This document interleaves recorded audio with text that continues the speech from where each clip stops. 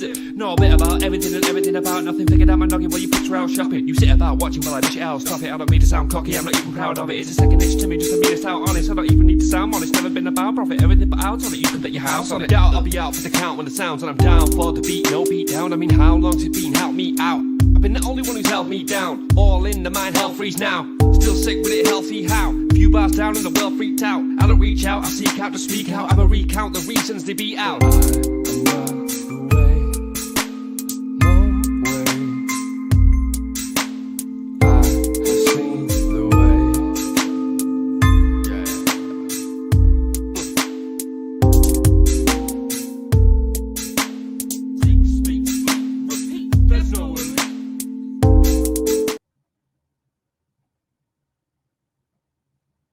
Hello, hello, hello. Welcome, everybody, to the 509 Divine Pints podcast. I am your host, Joseph Daniel Pena, and welcome to season 4, year 2025. Yeah, man, this is my 4th year now doing this, and so there's been a lot of improvements, and there's been a lot of blessings, a lot of good opportunities to get involved with different conversations across all walks of life. You know, people that have came from hard times, people that have had easy life, and it's an amazing thing to be able to reach out and give out amazing conversations to you guys. And so I appreciate all of you guys sticking tuned to this broadcast, this podcast today, because what we got today is Todd Harrison, creator of BaseLand IO and Based THC, and today we are going to start off 2025 high, and that's right, man. How you doing, Todd, man? How you doing? Pretty good, man. Pretty lit right now. Mike's muted. I think your mic's muted, bro. Yeah, that's right, Yeah, man. How's the weather over there in Cali? Over here it sucks. Man, yeah, it's we got getting you. a little cold. Yep, it's gonna be cold tonight, man. Little frosty. Ooh, Yep. hey, man. Staying The wolves frosty are all out. the time. Wolves are out. Actually, people, you know what's crazy about the wolves over here in Washington State? People are getting in trouble for killing wolves illegally. Jeez. Yeah, you man. gotta look out there. It's getting cold for sure. Yeah, man. Over there where you guys got like coyotes and mountain lions and stuff, right? Yeah, man. It's like that movie Over the Hedge. You know, we got everything out here. It's like a zoo. Oh, dude. Yeah. Cali's a land of a mystical nature. I'll be real, like from what I hear, when you go to Cali, it's so different. Like the whole West Coast is just magical with all the mountains. The way I like to say it is that like the geomagnetic energy and the electromagnetic energy of this whole West Coast is like mystical, magical for sure. Tell everybody about yourself real quick, man. That way, just to brush up on all my new viewers and everybody who's listening for the first time. Give them a rundown where they can find you and just something about yourself. Man, I'm basically a cannabis fanatic. You know, I'm deep into crypto. I founded one of the only cannabis cryptocurrencies on Coinbase's network called Base. So there's a lot of big developments with there, such as like tokenized cannabis, creating an on-chain dispensary, cashless, cardless. It's gonna be simple as scanning the QR code, and that's gonna be the future of transactions for cannabis. You're gonna get rid of the U.S. dollars and just go straight on-chain with crypto, man.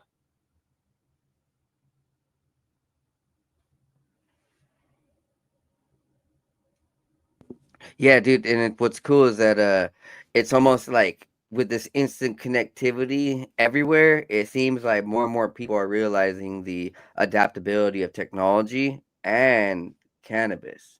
Like, I never thought there'd be a day in my life. Like when I was growing up, I was kind of lost in the fear porn of cannabis is bad and it's gonna be illegal everywhere. If you smoke, you're gonna go to hell. And it's like nowadays cannabis is everywhere. Like grandpas and grannies are using it. You can talk about it in Thanksgiving table with your aunts and uncles and they're gonna laugh about it. They're gonna be like, oh, back in my day. It's like, cannabis is cool now for sure.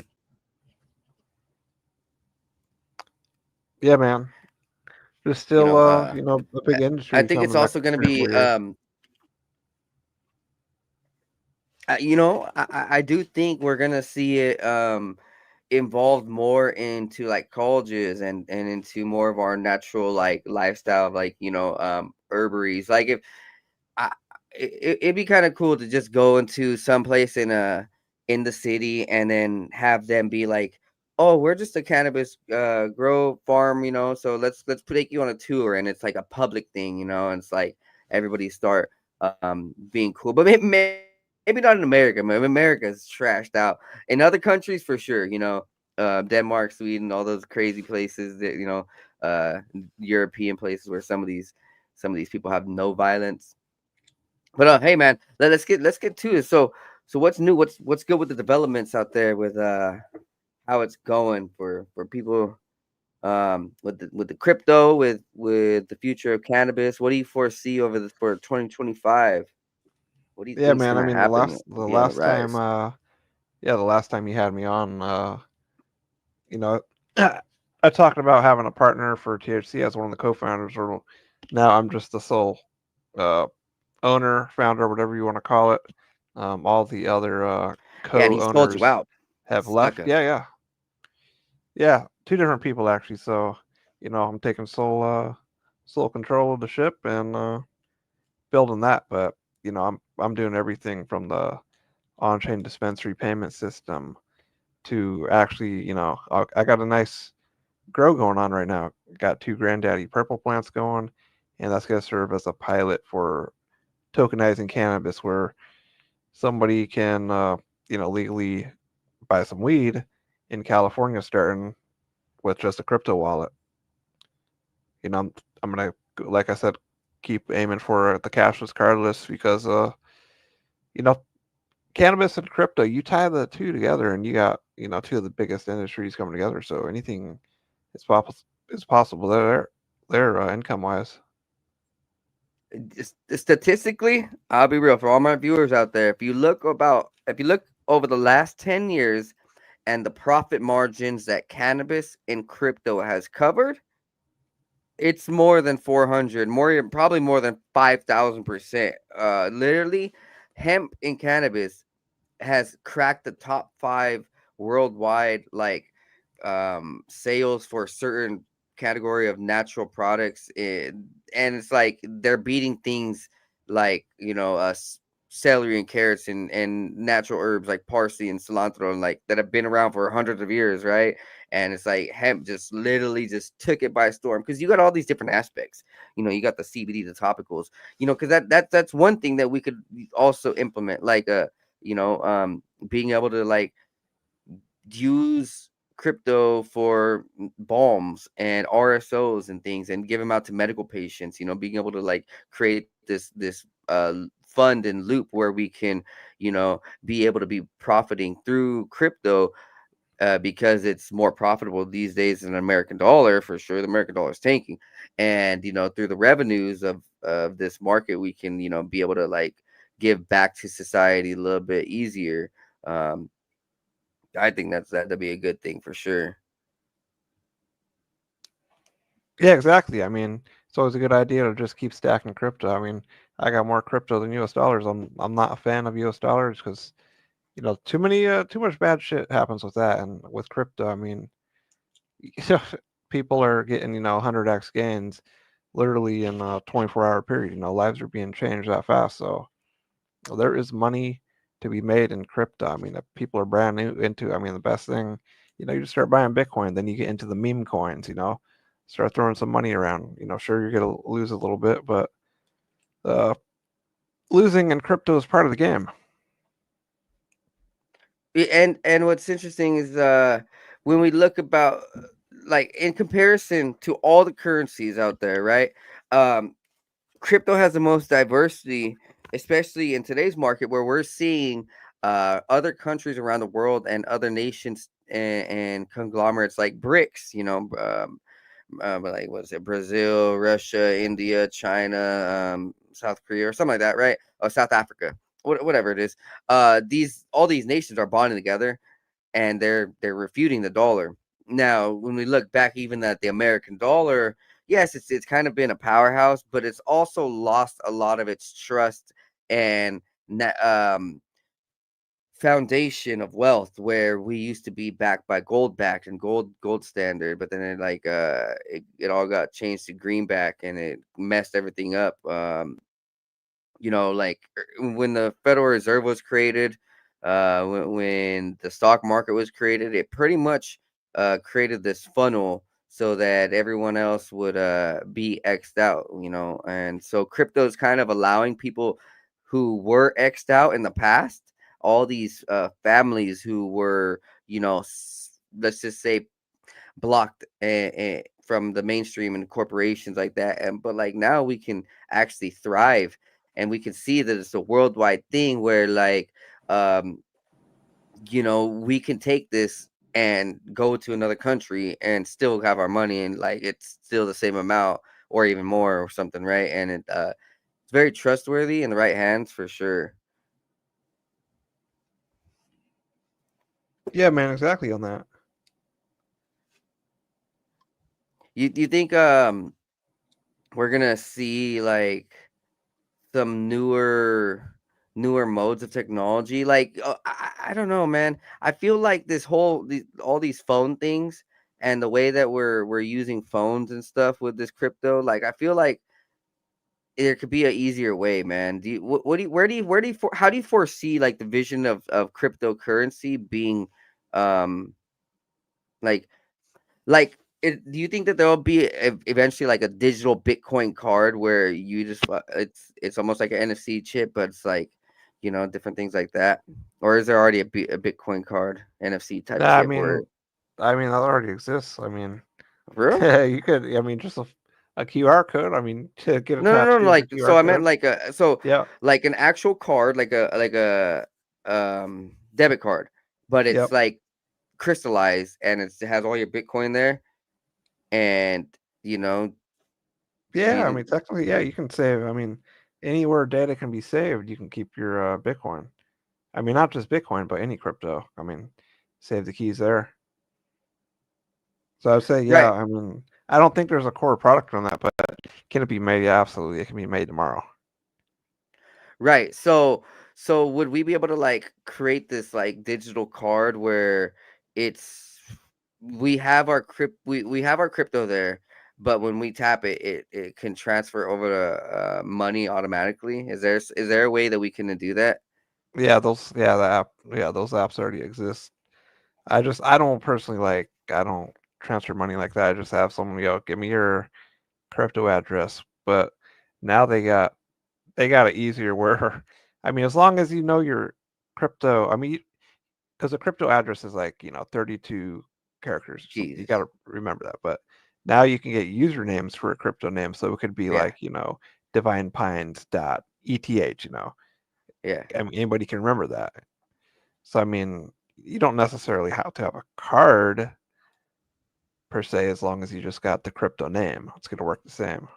So like if I go to the dispensary, and for you're foreseeing in the future, if I go to the dispensary, they'll eventually have a cash register system, toll system where you say, oh, I want to pay with Ethereum, and eventually they'll just have a computer system. Oh, what's your name? Boom, I'm gonna charge it, and then how do you foresee in the future? Yeah, pretty much. But it's going to take, let's say I take this base THC, if I could change the game of crypto and the payment system by just paying for the licenses to create my own dispensary that's completely 100% on chain. That way I got full control, and I can see what's possible that way. And then I can kind of be the pioneer. Hey, this is how it's done to do a crypto payment now. You could either use this system or improve upon what I created. And you know what's crazy? You're right by Weed, California, right? I mean, it's a 4 hour drive, yeah. Yeah, and that would be like, how far is Weed from Silicon Valley? It's That's so probably like 6 hours. Oh, that's farther. Okay, so Maybe, yeah, I'm thinking five and a I'm half thinking hours. somewhere in California, North California, upper to mid California, and Northern California. If you're able to create three cannabis crypto dispensaries, one in LA, one in the middle, and maybe one up north, then I think that would fly. I mean, maybe down south too, but who knows? I think California would be the place to start a cryptocurrency, bro. It almost seems fitting, um, with the way that I'll be real. There's a lot of mystical stuff about California that's led me to believe that what we're experiencing here on the West Coast, and this is my own thoughts over the last 10 years, and I've never really told this on the podcast, but I've been having visions of the West Coast being this new revolution, and I know a lot of hippies say that, but it's like I actually feel it and I see it where we s- we know for a fact here between Amazon, Microsoft, Silicon Valley, and this whole West Coast, there is this technological boom. But with technology boom comes a spiritual and IQ boom. And with that comes a biological, physical boom, physiological dreams, the dream network. We have more cannabis and mushrooms out here. So it's interacting with our DMT realm and everything. Like literally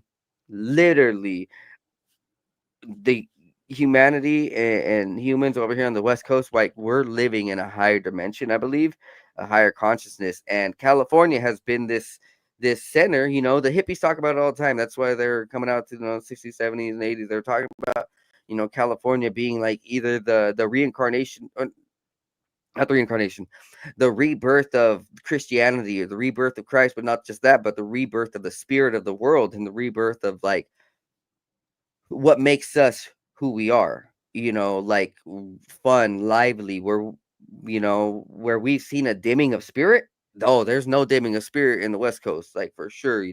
We don't have that black and white nature. This is straight color. I'm not talking about no rainbow shit. I'm talking about like this is real spirituality out here. Like people come out here to go into the forest to meditate. That's why we crazy enough, that's why we got all these cults in the mountains, Bohemian Grove and all these other places. Like they're out here, experiencing some different type of peace and enlightenment.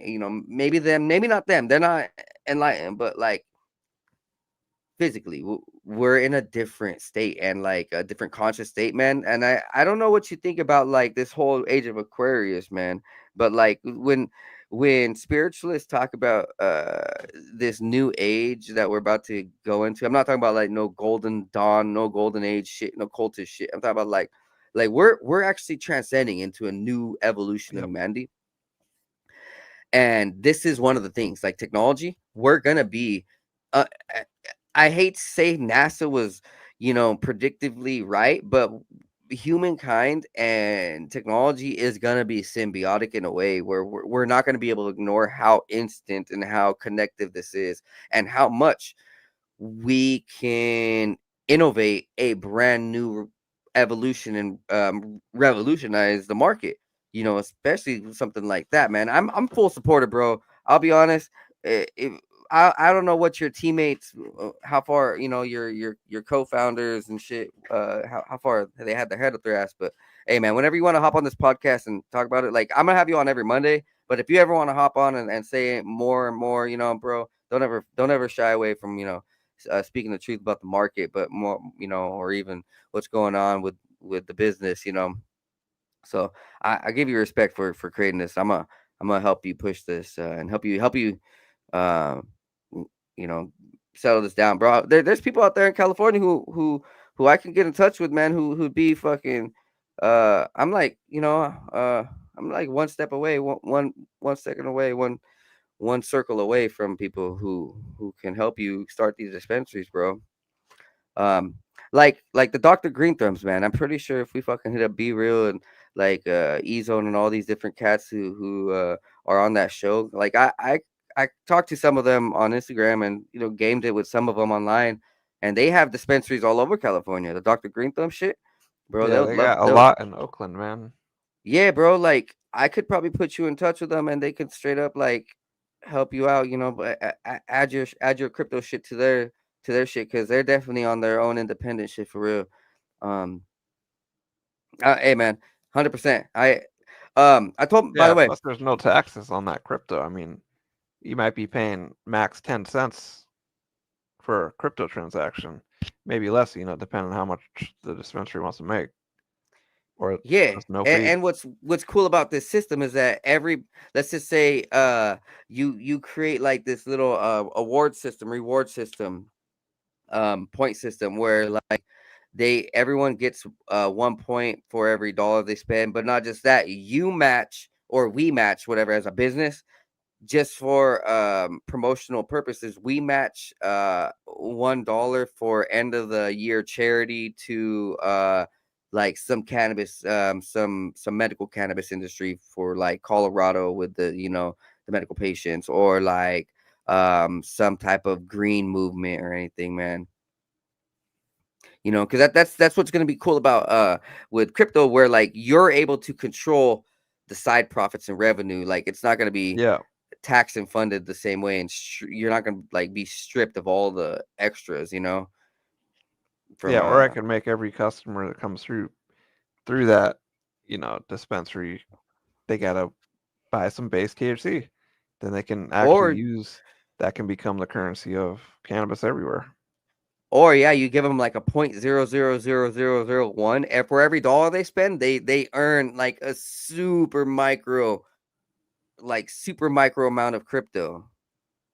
Yep. Would that Yep. work? Yep. Easily.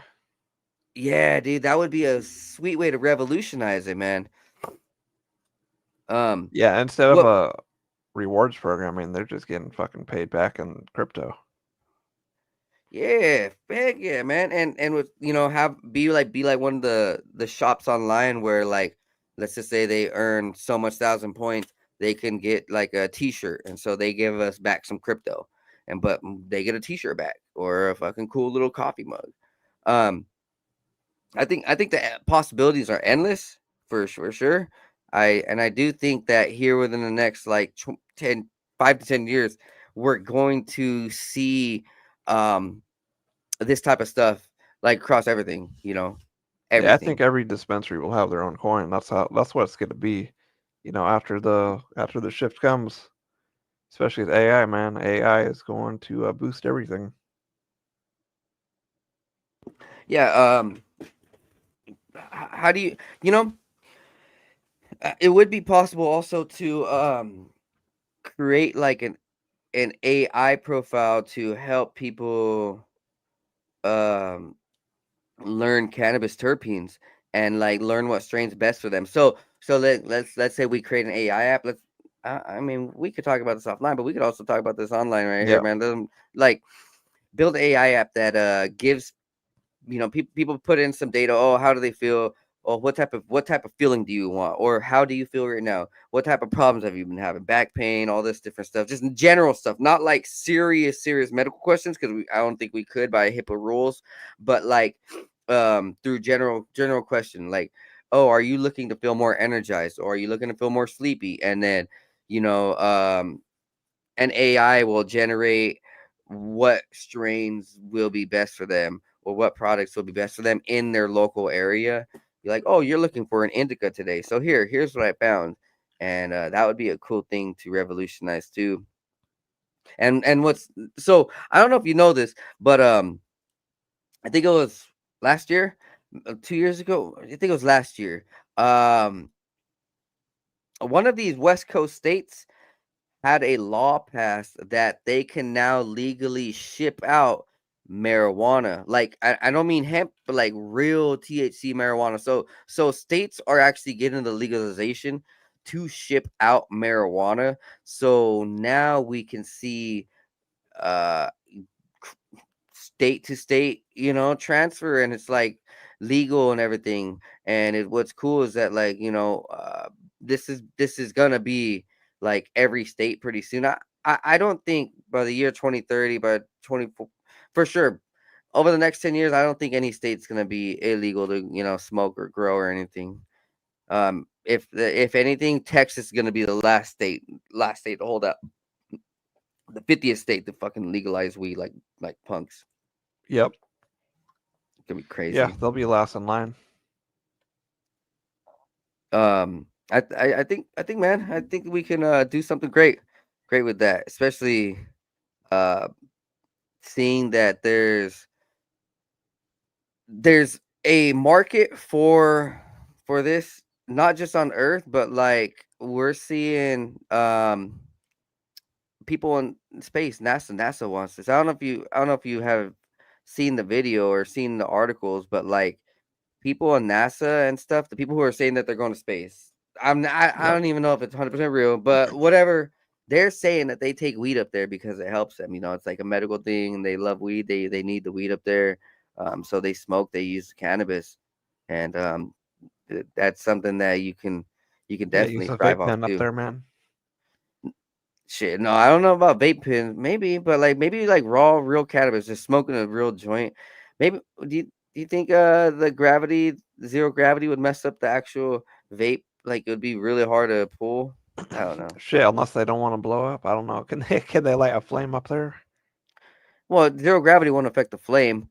But it would affect the pressure of like oil being pulled through. I don't know. Maybe we're just thinking Yeah, I would too have to too watch. far. I would have to watch a video on that. Yeah, man. Okay, speaking of video, let's go see what Twitter has to offer real fast for us.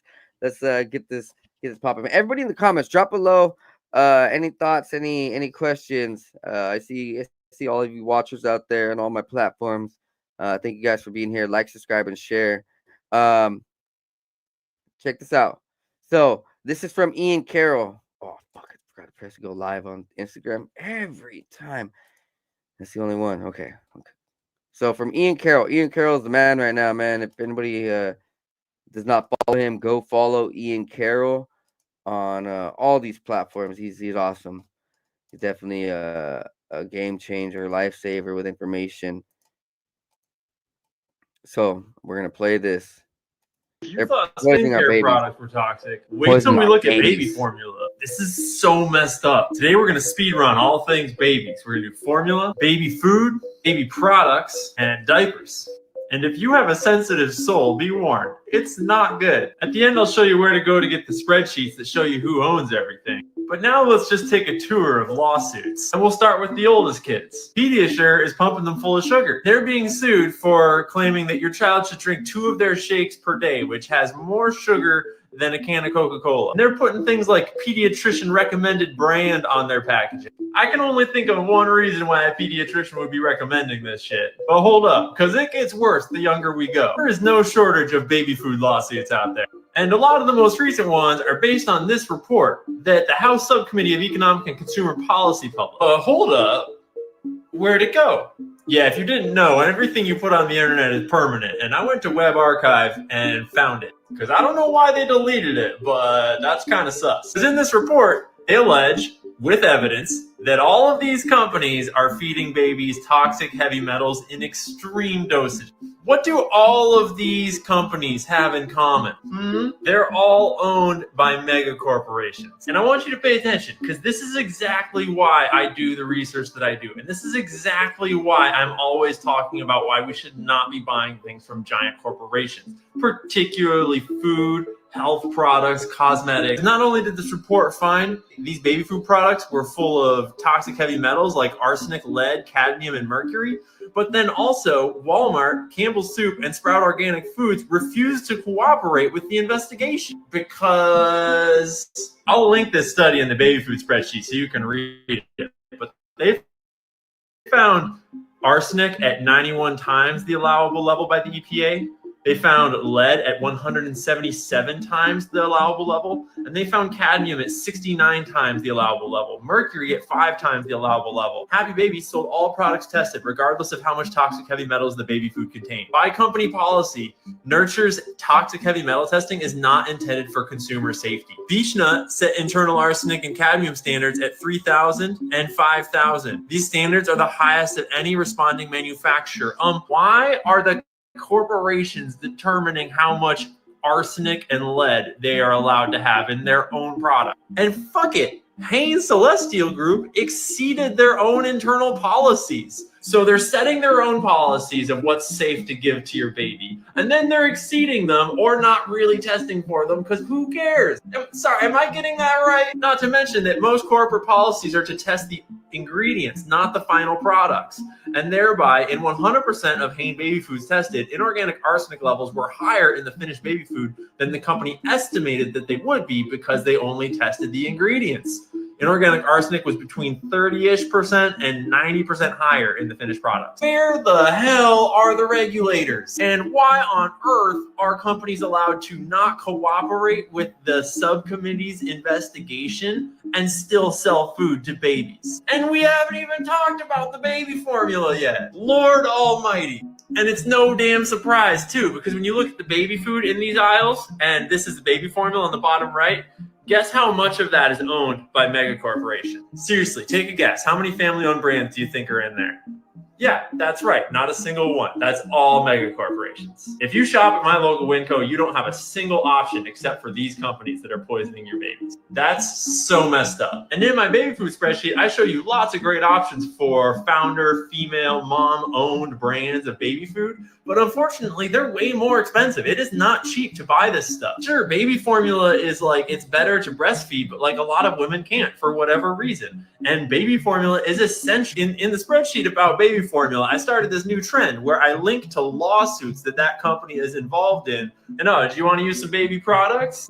Yep, good luck with that. Yeah, you want some diapers? Literally every box of diapers in this store, mega corporation. Oh, you want some wet wipes? Well, hey, at least there's one brand that's owned by a private equity that may or not be any good. I don't know. It's on the spreadsheet. You can look them up. Like, I don't even have kids, and this is so infuriating because we learned today that not only are these guys like self-regulating their own toxic chemicals and selling all kinds of contaminated food products, but I didn't even get around to this company, which was selling teething medication for babies. They had uncontrolled amounts of a certain chemical in it that was like a natural homeopathic recipe, but like some of the batches contained shitloads of this chemical. It was doing things to babies that I'm not even sure I'm allowed to read on TikTok. Like over this 10-year period, they record 370 adverse events that are allegedly associated with this product. Like, bro, this is why you want to buy from moms, because moms have babies and they care. This thesis is particularly obvious when we're talking about baby food and baby product, but really it applies to everything in the store and it applies to everything these giant corporations are making. They don't give a shit about anyone's health. They're there to make a profit. And if they can save money by not recalling a batch or not testing for what they need to test for, or using low quality ingredients that might hurt you, you're dang straight they're gonna do it because it's good for business. And even when they do get sued for 38,000 lawsuits totaling up to $9 billion, their schwanky ass legal teams just pull some skullduggery and bankrupt a little mini corporation inside of Johnson & Johnson to protect the actual company from the lawsuits and keep performing business as usual. And yeah, we should still sue them when they do this kind of stuff. But when it's possible for you to do so, it's even better to just not buy from them in the first place. Because sure, this government report was useful information. And even though it seems a little impotent, even though these giant corporations could apparently just choose not to cooperate with the government, they did have one solid piece of advice: parental vigilance. Unfortunately, in this world, it is largely up to us to take charge of our own health and our own product decisions. And whenever possible, buy from small family founder-owned brands that actually care about us. And I know that it's extremely expensive to do that in most cases. It's not easy and it's not possible for everyone. But in certain instances, with whatever you can, when you can, in particular, like for your baby, for your cosmetics products, cream or your lotion or your shampoo, you know, whatever that one product that you can afford to switch is, switch it. That's my rant for today. The baby food videos always get so long because there's so much effed up stuff to talk about. If you want the spreadsheet, my website is the link in my bio. There's a tab for resources and all. Yo. All right, guys. So, oh man.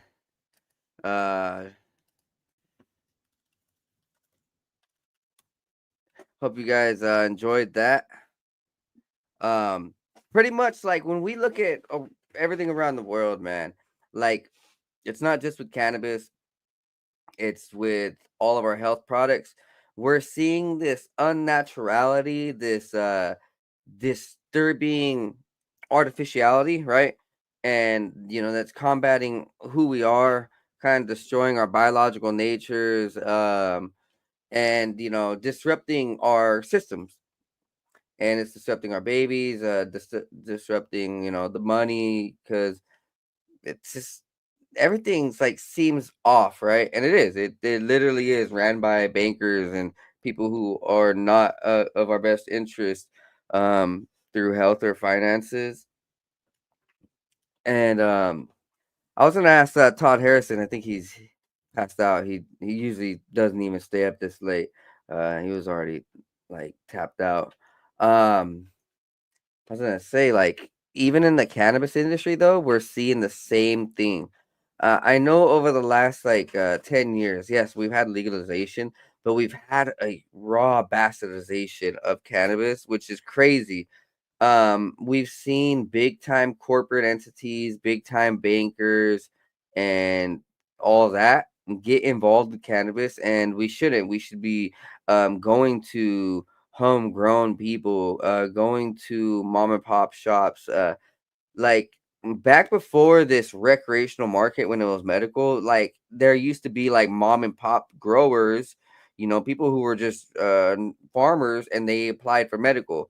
And then you used to be able to go to their house, and like it used to be raw and real. Like you used to see their farm, you used to be able to like go and look at the jars, and like people showed you like it was their house, but it was like medicals, right? A medical legality through paperwork. But here, the recreational, it like turned everything corporate, A, B, black and white, strict regulations, even through the soil, and, through the general decision making of many companies being under the same roof of big corporate billionaires, millionaires who are buying out companies, just because money, right? And like I know one of the things here in Washington State is that it is crazy. It is pretty wild from what I hear. So I think it's like 2012, 2013.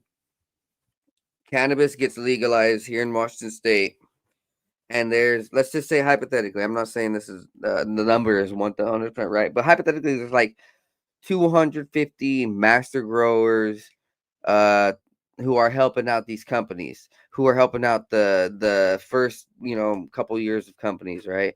So that means like these guys are OGs, like 20 years in the game, 10 years in the game, 30 years in the game, who are like OGs, who are who are able to get involved with their friends or their family, or just some corp, or just some company who's growing cannabis. And so we've seen a lot of diversity, and we've seen like people be able to represent their style, I guess, a little bit more. But then over the years, and have progressed to here in Washington State, the corporate powerhouse of cannabis ownership, and the bankers and whatever, they've bought out certain companies.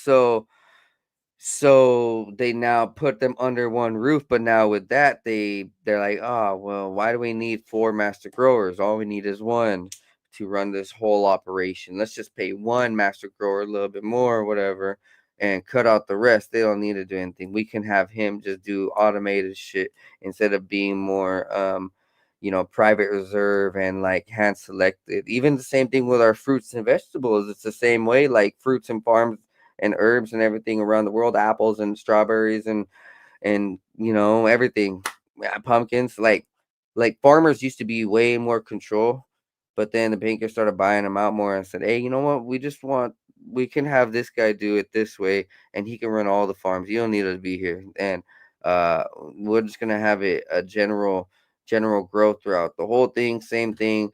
Cut out all the uniqueness and all the original styles, and really just have the same flavors and have the same profiles. And we're seeing that with all everything, the food market, the drink market, with the cannabis market. I think that as we go into the future of 2025, we should try to retain that uniqueness, that originality, and be able to produce some raw creative fruits, and be able to, let's all go for land ownership right here. Todd Harrison is all about land ownership with this crypto, where he can help people get a little bit of a head start on their cannabis growth, but also feel like it's a, a, a little bit of a investment into some crypto wealth. So it's a win-win situation over at BaseLand, right? And using Base THC would be a great revolutionized currency for the future. So like land ownership and being original with content is something that's very valuable and key, where we should be able to help each other out, with our profit and with our original, creation and foundation. I always like to think that originality attracts, happiness, and attracts like connectivity, where like, we see generic attitudes and it feels almost like, too robotic. But like, people who are showing their true art feels, like that stuff resonates, man. And same thing, same with all the markets. Like if you want to, if you want to create like some type of cakes, like go out of the way and like be show something else, like it's everything in life. Land ownership, man. I think here in 2025 we have the chance with crypto and with the evolution of technology, where everything's more instantly connected.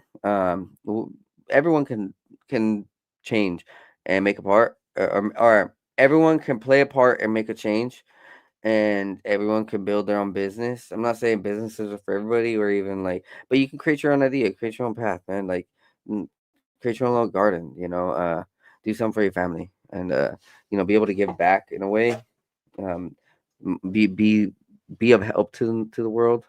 I think I think that's key, and I think that's valuable. Um, yeah, let's go ahead and go through a couple more videos on Twitter. Yeah, all right.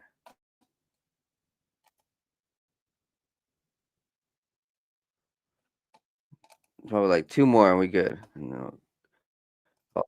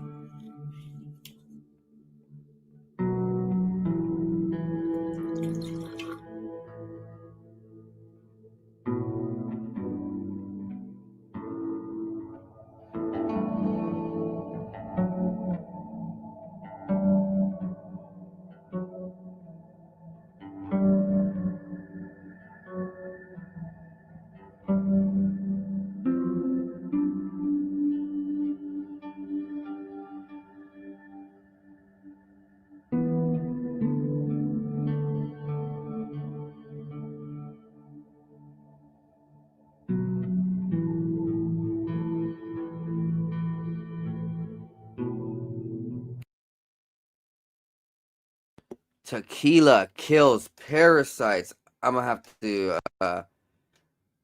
definitely drink more tequila. And you know what? I every time I drink tequila, I feel like I'm getting healthier. I don't know how to say it, man. But let's go ahead and check this last video. The Trump Cybertruck bombing is turning out to be crazy. Here's from another Ian Carroll. Story ever. And it's still developing, but I'm going to run through all of the evidence in all directions that I have found so far. So hopefully it's easy to kind of pick up where we're at right now and see what comes next. First thing, super iconic, not an accident. But the question is, not an accident, why? And who's actually behind it? Because the media is pinning everything on Matthew Allen Livelsberger because they found his passport and his ID and a bunch of stuff of his in the car. Though the car blew up, passports always survive. And he's an active duty Green Beret that's been stationed mostly out of Germany and Colorado.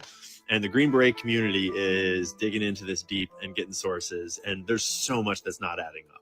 And then yesterday, I think it was, the plot super duper thickened when the Sean Ryan show had this whole expose on this whistleblower scenario where he had Sam Shoemate on, who had apparently gotten an email from this Green Beret dude the day before the bombing. And the email is crazy spicy, but it's a little suspicious. If you haven't seen the Sean Ryan Show podcast episode yet, you should watch at least the first 30 to 45 minutes. Put it on 2 times speed. You should not believe everything that is said at face value. Remember, both these guys are military intelligence assets, former and current. This is the alleged email that Mr. Shoemate received. But notice that there are spell check red squigglies in here. And there's a cursor. And we've learned this before. This is not how an email appears when it is received in your inbox. This is how an email appears when you're typing it. But this is what the Sean Ryan Show put out as the email that was received, allegedly. And it alleges that the drones over the East Coast are Chinese tech and that they could bomb the White House at any minute. And it's like this whole, basically it alleges that World War III is about to happen between the US and China, and there's nothing we can do to stop it. And he's like trying to be a whistleblower to like stop it. But if this email is real, it's like the perfect food for the military-industrial complex and for World War III warmongering. But it gets weirder. So the Las Vegas officials and the FBI, who are totally trustworthy, have been assessing the scene. Hey, Gigi, don't do that. Stay over there. That's where they found the passport. They also found an incinerated desert eagle, which apparently he used to shoot himself in the head before the explosion. It was dropped on the floor right in between his feet in the driver's seat. And if you know anything about how powerful these guns are, you imagine shooting yourself in the head with it and then it dropping straight down instead of like just flying into the like. Not to mention that no one has reported any report from a gunshot in the car at the scene at the time. And that is like the most powerful handgun you can buy. A whole conspiracy on this thread is Teslas can drive themselves. And I don't know if anyone's ever tested the self-driving because it'll watch you. And if you don't look upwards, it'll tell you to look or it'll stop the self-driving. So you can't just look down at your phone or close your eyes and go to sleep.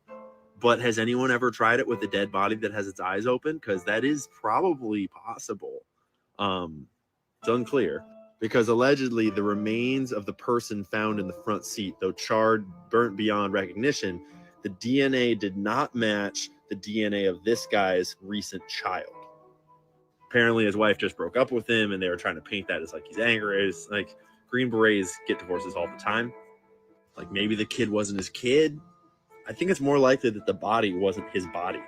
Because again, in the email that was allegedly sent by him, theoretically, it's very clear that he's not planning to kill himself. He's planning to escape to Mexico and to do this whole thing in order to bring attention to this and to whistleblow and to be taken seriously and to get this out to as much news and publicity as possible and then escape to Mexico.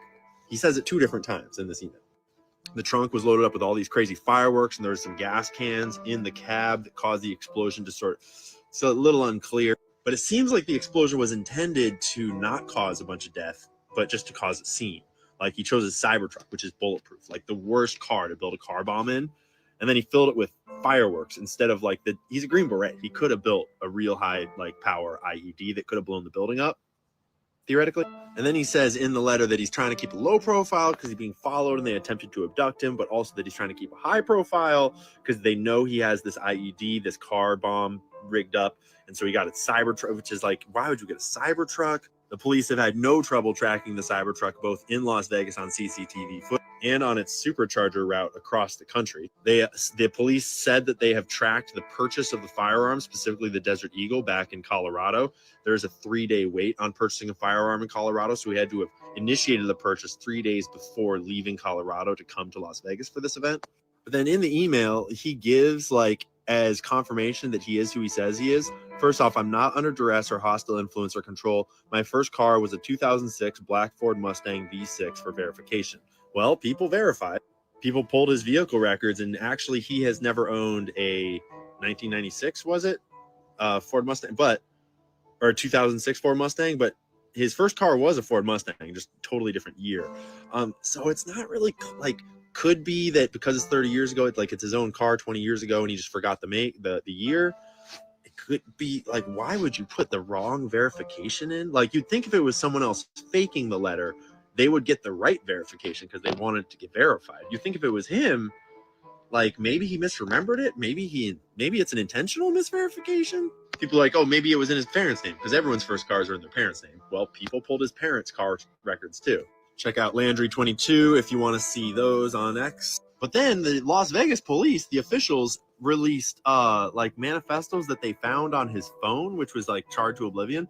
But they found these manifestos that, like, this one is basically like, yo, all military personnel, go and take the Capitol right now. It's like really unhinged and retarded. And the other one, like, it's just like screenshot and read if you want. Like, the other one is just so weird. Then they released like video from his Tesla Cybertruck at the supercharge station that they said was in Las Vegas, but the internet has sleuthed around and pretty much confirmed that actually that was not in Las Vegas. It was in Arizona, because there's a Carl's Jr. Next to the supercharge station. They were looking for photos where there's a supercharge station and a Carl's Jr.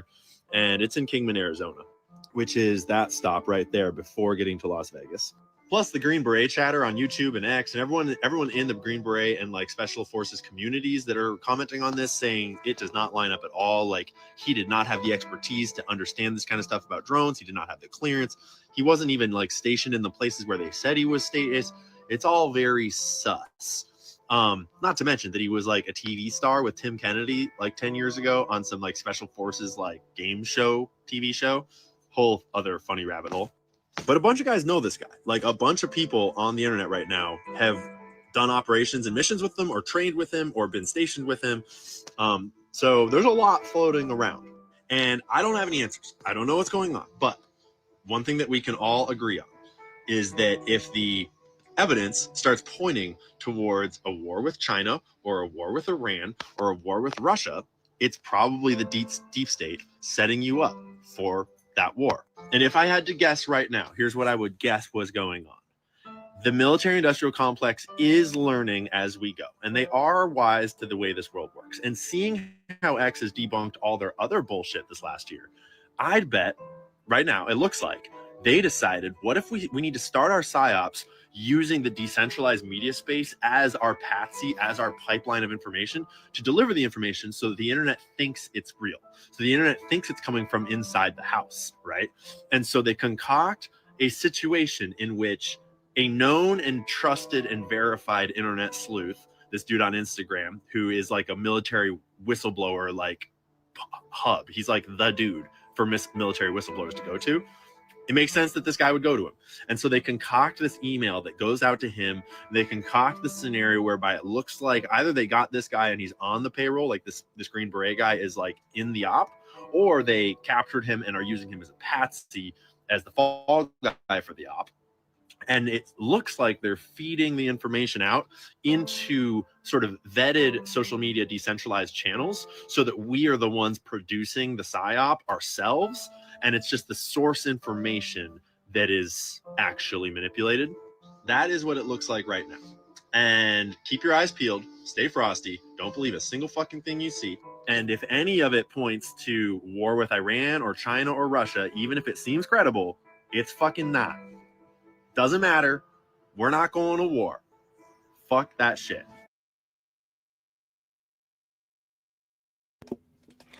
Yeah, man. Ian Carroll definitely has some good points. A lot of the things that he discovers, I definitely talk about and agree with. Let's go ahead and go down through Twitter some more. Here's here is the email from the Las Vegas bombing, allegedly by Matthew Livensburg. Oh man, it's gonna be so hard to read. I can't read that. So if you want, go to my Twitter. My Twitter has the email. Here's Elon Musk showing Nancy Mace exposing 158 Democrats who voted against deporting illegal immigrants who committed sex crimes. Yeah, but that's the Democrats, right?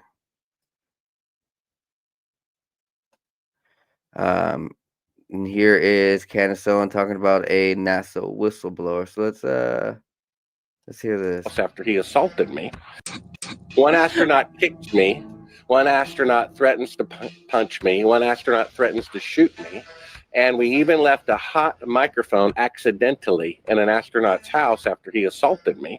And the camera guy, so, disoriented, he forgets to hit stop recording. So while the astronaut and his son are in their house with the door closed, we're recording the audio by wireless microphone in the back seat of the rental car in the driveway. And they say, word for word, do you want to call the CIA and have them whacked? You want to call the CIA? Have them whacked? So like oh I my said, goodness. Yeah, That so like is crazy.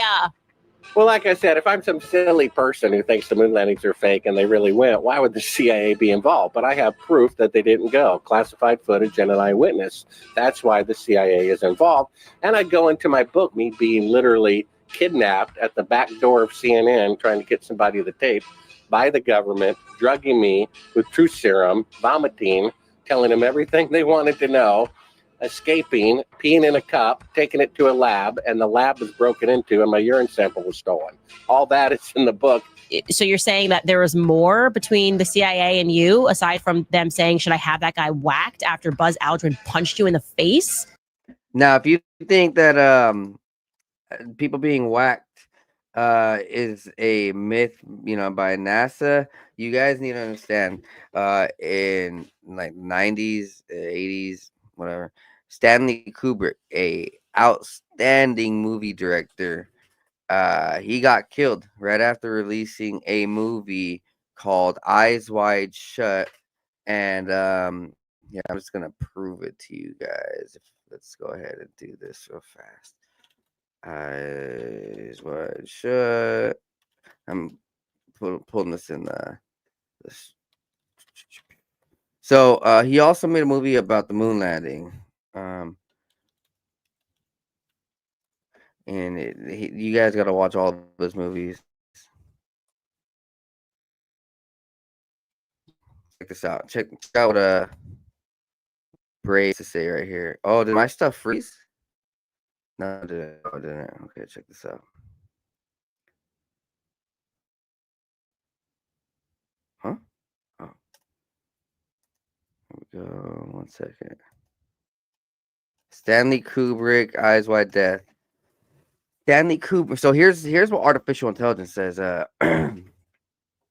Stanley Kubrick's death and its connection to the film Eyes Wide Shut have been the subject to much speculation and theories. Kubrick died suddenly on March 7, 1999, just 6 days after presenting the final cut of Eyes Wide Shut with Tom Cruise, Nicole Kidman, Sidney Pollack, Marie Richardson.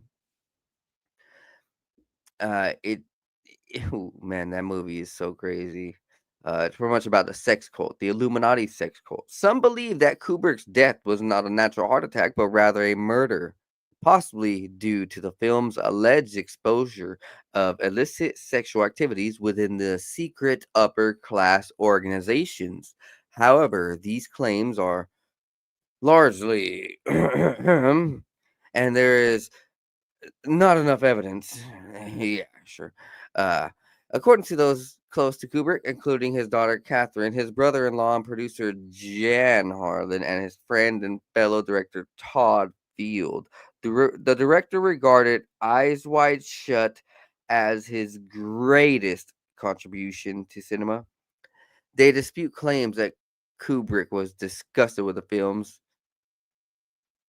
So this he says is his greatest work of art. The film's post-production was completed under the supervision of Leon Vitali, Kubrick's longtime assistant, and others. They ensured the film was finalized according to Kubrick's intentions, making only minor transitional changes and color adjustments. So they did pull out some parts of the movie, and they tried watering it down, I think, just as much as they could without actually killing the movie, probably. So let's go ahead and I'm just gonna show you real fast Stanley Kubrick and his other movies.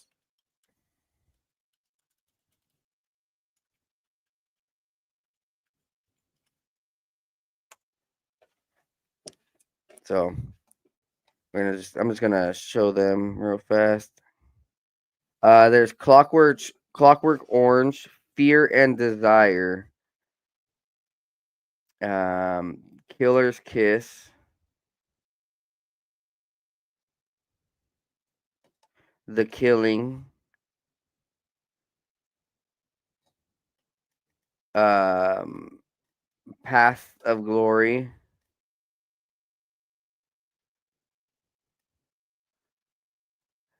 Spartacus, the original, I guess. Yeah. So this is an interesting movie right here. Wow. I had no idea that he had a part of this. So this guy's made some legendary stuff. Even right here, this one, Lolita. Now, yo, so oh my god. Now this is crazy. This is one of those movies too where it's showing what the industry is really doing.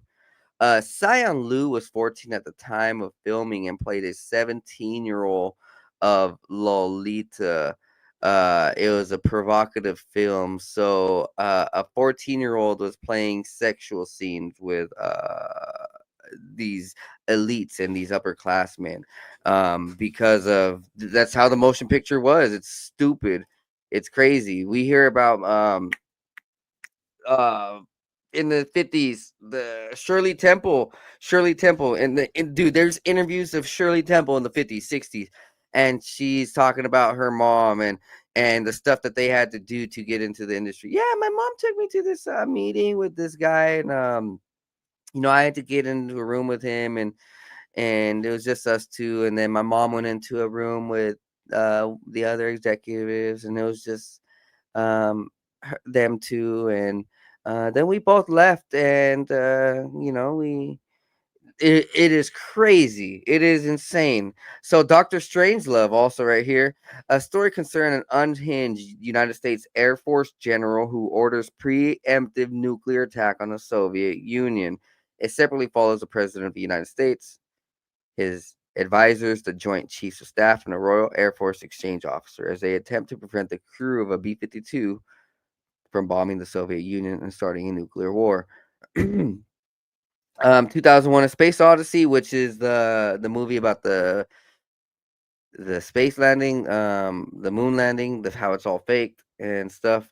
Um, the screenplay was written by Kubrick and it is inspired by multiple short stories of Arthur C. Clarke, including Arthur C. Clarke's The Sentinel. Clarke also published a novelization of the film concurrently with the screenplay after the film's release.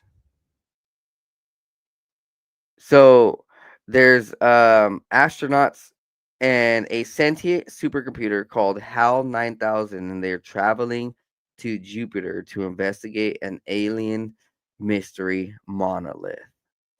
Very interesting movie. Here it is, The Clockwork Orange. The film, produced in New York City on December 19, 1971, was released in the United Kingdom on 13 January 1972. The film was met with polarization reviews of critics. Let's see.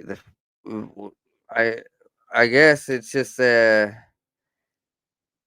dystopian film about a violent youth in a decaying near future society. I think I'm gonna go on a Stanley Kubrick binge and watch all the movies, because The Shining right here is also one that I hear, like, all of these, right? Stephen King criticized the movie due to its deviations from the novel. Oh yeah, of course, Stephen King. Yeah, I'm not saying anything about him.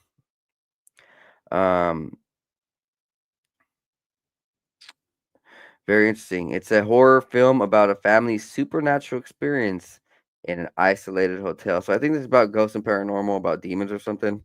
Then we know about Full Metal Jacket. Full Metal Jacket, one of the best war movies ever.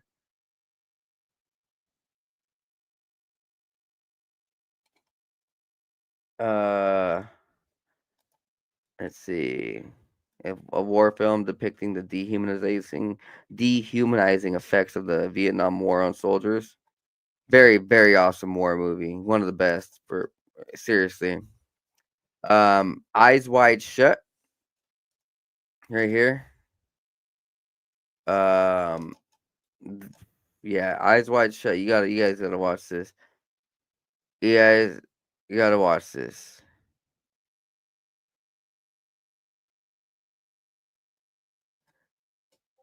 So here's a little description. The plot centers on Tom Cruise, the doctor, who is shocked when his wife, Nicole Kidman, reveals that she had an affair 12 months earlier. He then embarks on a long night adventure, which eventually leads him to infiltrate a masked orgy of an unnamed secret society. Dun, dun, dun. And Barry Lyndon, I guess, a historical drama about an Irish rogue's rise to aristocratic status in 16th century England.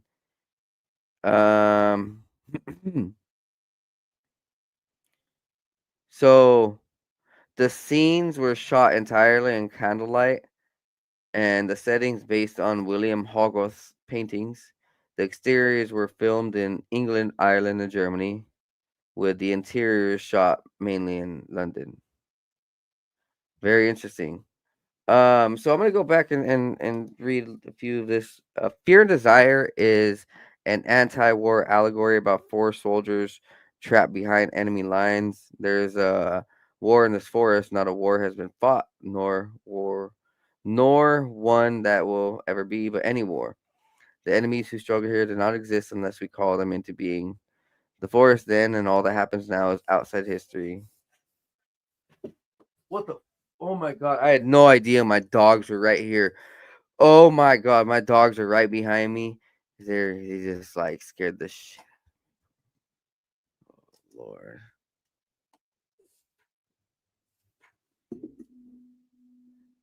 Oh yeah. Oh yeah. Oh my god, my dogs just they're awesome. Killer's Kiss. Killer's Kiss is a film about a Nora boxer's experience over a few days before catching a train home. It's a love movie about a boxer. Sure, pretty much. I'm guessing. The Killing is a heist film about a group planning and executing a daring racetrack robbery. Yeah, sounds fun. Paths of Glory, a war film where a colonel defends three of his soldiers in a court martial after they abandon a suicidal attack. Jeez, this guy wrote some dark, twisted stuff. Spartacus, an epic historical drama about a slave revolt against the Roman Republic. Talk about that. Dr. Strangelove, a satirical Cold War film about a general unauthorized nuke. Okay, yeah, I think we talked about them all now. So, yeah, Stanley Kubrick, definitely one of the most fascinating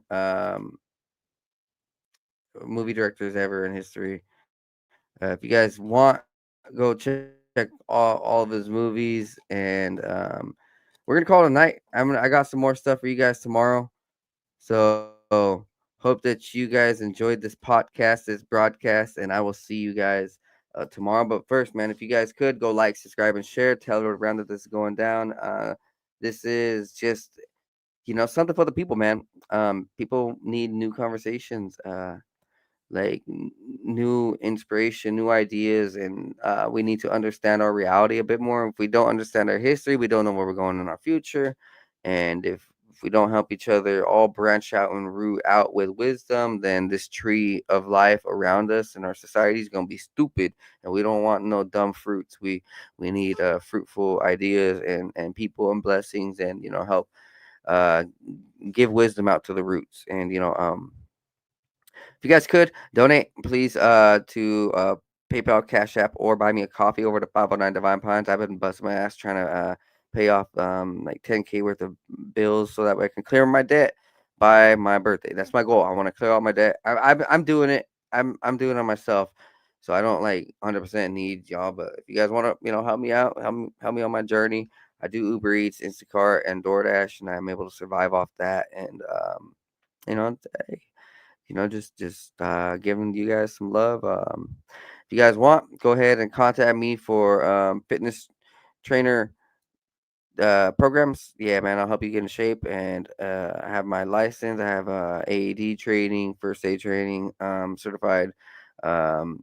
So you guys can definitely see you're in good hands, and I'm definitely not gonna kill you. So don't have to worry about that. Well, you guys will leave sweated out, gassed out for sure, 100%. Because I have military background. I can bust your ass and get you in shape for the summer. So if you guys would like to go ahead and get in shape, contact me for pricing and membership. And if you guys want, go check out all my socials everywhere. I am live streaming on multiple platforms, so Instagram, Twitter, Twitch, Rumble, Rockfin, multiple different sites. Just everywhere you can. I'm also on Call of Duty or Xbox, Divine Pines, 509 Divine Pines. Hit me up on Marvel Rivals if you want. That game is pretty lit. Wherever you guys want, send me a message. Talk to me. I love conversation. Good conversation though. Yeah. Have a good night, guys. Be blessed. Be high. See you guys next time. I guess before I go, let me read one thing. Last thing. I know. I'm always like this. Baby, don't go. No. So, verse of the day, John 3, verse 21 from the New King James Version. But he who does the truth comes to the light, that his deeds may be clearly seen, that they have been done in God. Amen. Let us pray.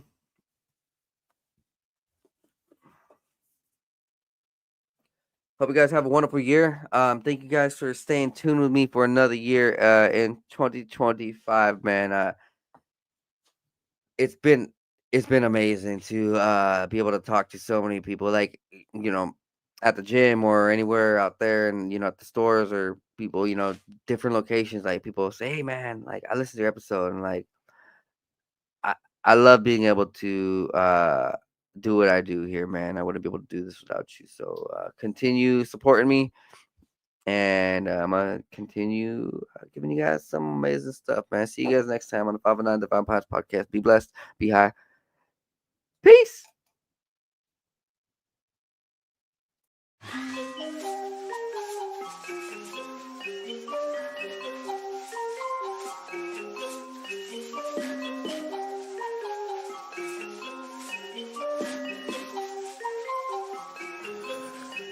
Meditating, analyzing everything I see, so I see new horizons. Took the acid, feeling blasted in my brain, so I've been sitting up inside it, thinking about the present and the future. I'm improving cause I am a trooper, never getting caught up in the loop. Got up out it cause I found the truth. Woke up to a beauty of the day, the sun is shining, so I'm finna stay. Sitting, soaking up all of the rays, till I feel it surging through my brain like some burger sugar. Did a lot of cane, experimented with it, couldn't name all the times I did it, feeling like a fade. Yeah, I'm really glad that I let it go, cause I gotta be prepped for the time when the plane ride is a new norm. So I know I'm gonna stay high, blaze on the ganja, feeling like I make my music go to another level while I take off. I can't ever stop this, fell in love with it, fit like a glove, so I'm never ever done with it. So now I'm about to rip another beat, ayy. One day I'll make a million in a week, yeah, shooting for the top spot. Feel like I'm a hot shot, like I really got a chance with it. I will not flop, somebody gonna make a dance when I pop off. Gonna have all the bitches taking all the tops off. I've been feeling like I'm really gonna kill it for the rest of my life, so I've been staying focused. In my soul, I've been feeling like $1 million, so I know that everything is really getting closer. Yeah, no posers, only been hanging with the ones I've chosen. Only all the people that are living in the right way, cause they spending every day growing. Yeah, no whole shit coming in my life and then leaving in a moment. That's the shit I'll never let into my life again, cause lately I've been feeling like I'm golden. Never showboat, I just showcase on my music that I made this far. Always knew that I could be the one that would get this far. Now I'm right here looking in my mirror, trying to figure out if there's any more fear, cause I'm getting rid of it all, yeah. Yeah, I'm getting rid of it all. Meditating, analyzing everything I see, so I see new horizons. Took the acid, feeling blasted in my brain, so I've been sitting up inside it, thinking about the present and the future. I'm improving cause I am a trooper, never getting caught.